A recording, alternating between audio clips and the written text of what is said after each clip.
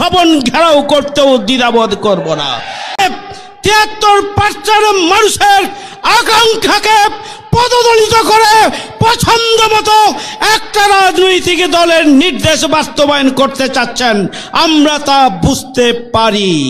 আমরা পিআর পদ্ধতির মাধ্যমে নির্বাচন, খুনিদের বিচার এবং খুনিদের দোষরদের নিষিদ্ধ করার দাবিতে যুগপৎ আন্দোলনের কর্মসূচির অংশ হিসাবে মানুষ পিআর পদ্ধতির মাধ্যমে নির্বাচন চায়।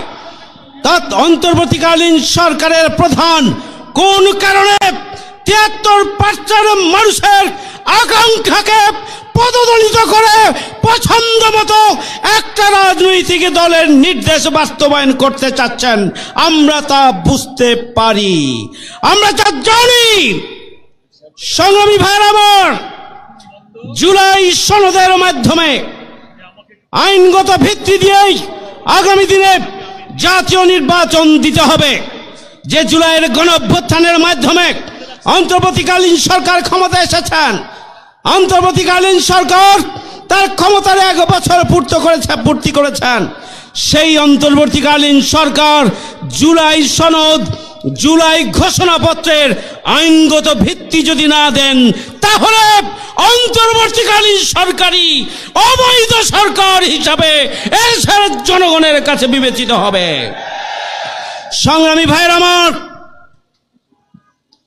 যে যুগপৎ কর্মসূচি ঘোষণা হয়েছে, 3 দিনের কর্মসূচি, আজকে প্রথম দিন ঢাকা মহানগরীতে সমাবেশ, দ্বিতীয় দিন 19 তারিখ সারা বাংলাদেশের বিভাগীয় শহরে সমাবেশ এবং মিছিল হবে।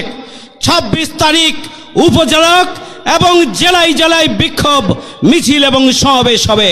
আমরা আন্দোলন সংগ্রামকে সফল করেই অন্তর্বর্তীকালীন সরকারকে জন আকাঙ্ক্ষা পূরণে 5 দফা দাবি আদায়ে বাধ্য করব আমরা ইনশাআল্লাহ। আমরা আন্দোলন শুরু করেছি। আন্দোলন কাকে বলে, কত প্রকার, কি কি, অন্তর্বর্তীকালীন সরকারকে হুঁশিয়ার করতে চাই, আমরা আপনাদের বাসভবন ঘেরাও করতেও দ্বিধাবোধ করব না। তখন পালানোর জায়গা পাবেন না। সবাই